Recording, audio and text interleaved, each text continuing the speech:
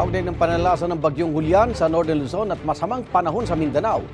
Makapanayon natin si Director Edgar Posadas, ang tagapagsalita ng Office of Civil Defense. Magandang umaga po. Magandang umaga, Igan. Magandang umaga po sa lahat ng nanonood at nakikinig sa inyong programa, sir. Sa ngayon po, ilan ang kumpirmadong patay dahil sa Bagyong Julian at taga saan po sila?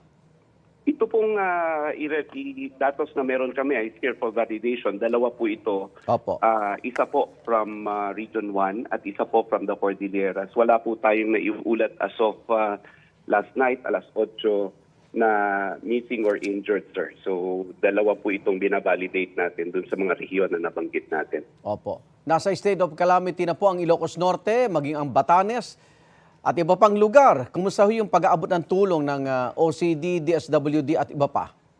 Patuloy po, narinig ko po kanina yung pag-uulat ni Joseph Morong kanina at yun nga po, talagang yung first humanitarian mission kahapon na ginawa ng OCD-led po ito, pero NDRIMC po ang pumunta doon, no? Kasama Opo. yung DSWD at iba pa pong mga ahensya, DepEd, saka DSUD.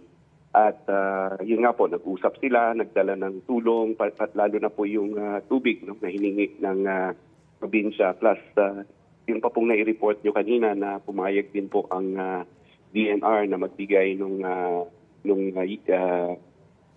kahoy po, no? Kasi Opo. protected area po ang Batanes. Plus, yun pong aming repair kits na patuloy na ipapadala doon. No? Nagdala po kahapon, pero meron pa pong dadalhin ngayon at sa mga susunod pa po sa loob ng isang linggo dahil papadala po natin sa by boat para mas marami po tayong maikarga. Opo. Kamusta naman po supply ng kuryente, tubig o maging signal o yung komunikasyon sa mga lugar na yan? Sa kuryente po, medyo may challenge tayo kasi hanggang ngayon po, hanggang kagabi po, wala pa po tayong ilaw. No? But meron po tayo, prior to the typhoon po, nagpadala tayo ng 7 units ng heavy-duty na generator sets sa probinsya ng Batanes at nagdala rin po tayo ng augmentation. Ngayon, malaking tulong po kasi yan dahil ina-anticipate po talaga natin na kapag Opo. may magwentong sakuna, yan po ang problema natin. Yun naman pong tubig, nagdala po, yan din po ang primary request ng provincial government na kung pwede magdala ng tubig. Yan din po, continuous natin na ipapadala para po maiwasan din natin yung mga waterborne diseases kung may kulang po sa malinis na tubig. At yun po, patuloy nating ipoprovide din. Yun naman pong linya ng telekomunikasyon, ano lang po, parang nagpa-fluctuate lang. Pero ayon din po sa report ng ating regional office sa Cagayan, no? Sa Opo. Region 2 sa Tuguegarao. Even sa Kasagsagan po, meron silang komunikasyon. Pero yun nga po, syempre challenge din po dahil dun sa lakas ng hangin at ulan, sir. Pero hindi po nawala. Director Posadas, may initial assessment na po ba tayo ng danyos o halaga ng pinsalang inabot ng agrikultura at maging sa infrastruktura? Opo, dito po sa aking tala, ano sir, meron po tayong report from Region 1. Meron po tayong umaabot na po ito sa 738.157 million. Sa Region 1 pa lang po ito kasi we Opo. still have to get the reports from Batanes Opo. dahil magkakandak pa lang po sila ng assessment. Ano po? Meron po tayong initial na report dito from Regions 1 and 2. Dito po naman sa agrikultura, umaabot po sa 36,342.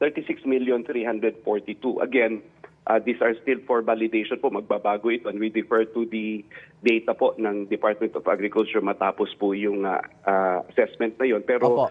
kahapon po may report na initial, no, sa probinsya ng Batanes alone, yung magkasama po na infrastruktura at saka agrikultura, umaabot na po sa mahigit na 600 million yun, sir. But again, we have to validate para makita po namin talaga kung ilan po yung talagang cost ng damage, sir. Opo. Director, bukod po sa Northern Luzon, may ibang lugar ho sa Mindanao binabaha. Anong tulong naman po maaari natin ipaabot doon? Opo, dahil nga po sa sunod-sunod na pag-ulan natin at yung nakalipas na habagat, ang maganda po dito yung ating pagbabantay sa ating Tag-Entrim OC sa Campaginada na naka-red alert din po ngayon, tsaka sa region dyan sa norte. Ganun din po doon sa Mindanao, no, dahil hindi po tayo hindi po tayo bumaba ng ating alert level para po mas matutukan natin ito. Tuloy-tuloy po yan, sir.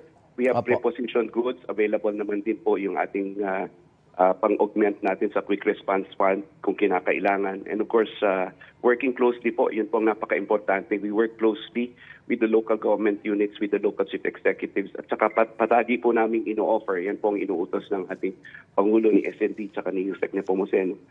Bumaba kami at i-offer namin yung tulong na pwede namin maibigay para Opo. hindi na po kailangang hingin.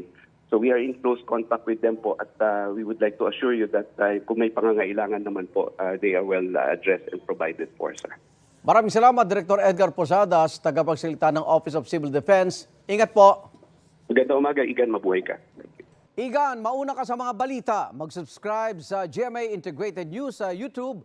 Sa mga kapuso abroad, subaybayan nyo kami sa GMA Pinoy TV at sa www.gmanews.tv.